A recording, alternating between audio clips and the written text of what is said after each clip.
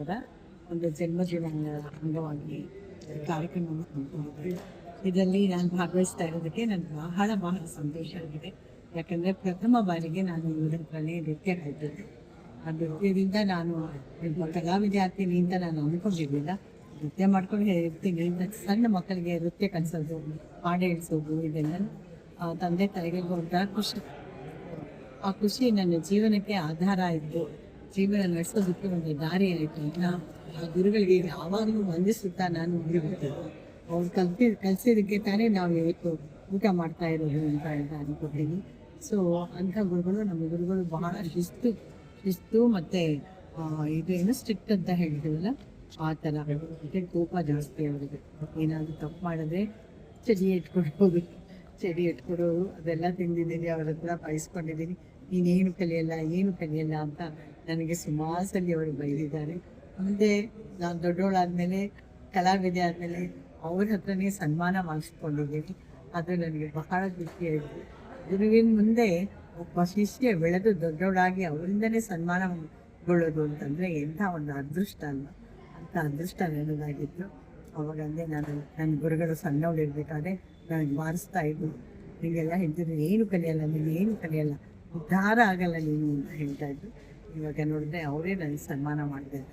ಇಂಥ ಗುರುಗಳನ್ನು ನೆನಪು ಮಾಡ್ಕೊಳ್ಳುವಂಥ ದಿನವನ್ನು ಅವರ ಮಕ್ಕಳು ಹಚ್ಕೊಂಡು, ಅವರ ಮಕ್ಕಳು ಎಲ್ಲ ಸೇರಿ ಮಾಡ್ತಾ ಇದ್ದಾರೆ.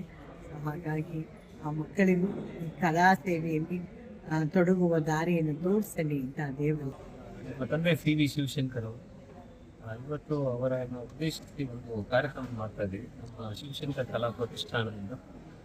ಮೂಲತಃ ತಂದೆಯವರು ಆಗಲಿ 3 ವರ್ಷ ಆಯಿತು. ಅಟ್ಲೀಸ್ಟ್ ಅವ್ರ ಹೆಸರಲ್ಲಿ ಏನೋ ಒಂದು ಒಳ್ಳೆ ಕೆಲಸಗಳು ಮಾಡಬೇಕು ಚಿತ್ರರಂಗಕ್ಕೆ ಅಂತ ಒಂದು ಫೋಕಸ್ ಇದೆ. ಆ ಒಂದು ದೃಷ್ಟಿಯಲ್ಲಿ ಇವತ್ತು ನಾವು ಅವರ ಹೆಸರಲ್ಲಿ ಒಂದು ಪುಸ್ತಕ ಬಿಡುಗಡೆ ಮಾಡ್ತಾ ಇದ್ದೀವಿ. ಮತ್ತು ಕನ್ನಡ ಚಿತ್ರರಂಗದ ಉದಯೋನ್ಮುಖ ಬರಹಗಾರರು ಮತ್ತು ಮುಂಚೂಣಿಗೆ ಬರ್ತಾ ಇರ್ತಕ್ಕಂಥ ನಿರ್ದೇಶಕರನ್ನ ಗುರುತಿಸಿ 2 ಪ್ರಶಸ್ತಿನ ಕೊಡ್ತಾ ಇದ್ದೀವಿ. ಒಂದು ಸಿ.ವಿ. ಶಿವಶಂಕರ್ ಪ್ರಶಸ್ತಿ ಉತ್ತಮ ನಿರ್ದೇಶಕ ಮತ್ತು ಉತ್ತಮ ಬರಹಗಾರ ಅಂತ. ಉತ್ತಮ ಬರಹಗಾರ ಬಂದು ಕವಿರಾಜ್ ಅವರಿಗೆ ನಾವು ಕೊಡ್ತಾ ಇದ್ದೀವಿ.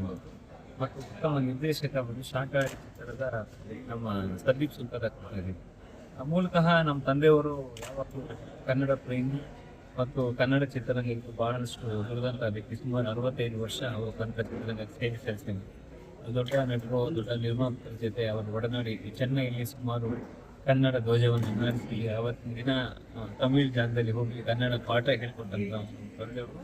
ಅವ್ರು ಯಾವಾಗಲೂ ಕನ್ನಡ ಚಿತ್ರರಂಗ ದೊಡ್ಡ ಇತಿಹಾಸ ಇರುವಂಥ ಚಿತ್ರರಂಗ, ಇದಕ್ಕೆ ಬರೀ ಇತಿಹಾಸ ಆಗಬಾರ್ದು, ದೊಡ್ಡ ಕೋಟೆ ಆಗಬೇಕು, ದೊಡ್ಡ ಅರಮನೆ ಆಗಬೇಕು ಅಂತ ಅನ್ಸ್ಕೊಂಡಿದ್ದೀವಿ. ಸೊ ಆ ಒಂದು ನಿಟ್ಟಿನಲ್ಲಿ ನಮ್ಮ ಕೈಲಿ ಏನಾಗುತ್ತೆ, ಈ ವರ್ಷದಿಂದ ನಮ್ಮ ತಂದೆಯವರ ಹೆಸರಲ್ಲಿ 2 ಪ್ರಶಸ್ತಿ ಕೊಡ್ತಾ ಬರ್ತೀವಿ.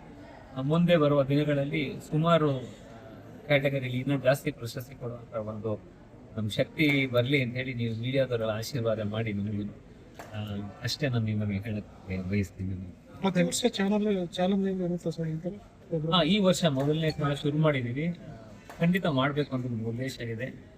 ಇದು ಮೊದಲನೇ ಹೆಜ್ಜೆ ನಮ್ಮದು.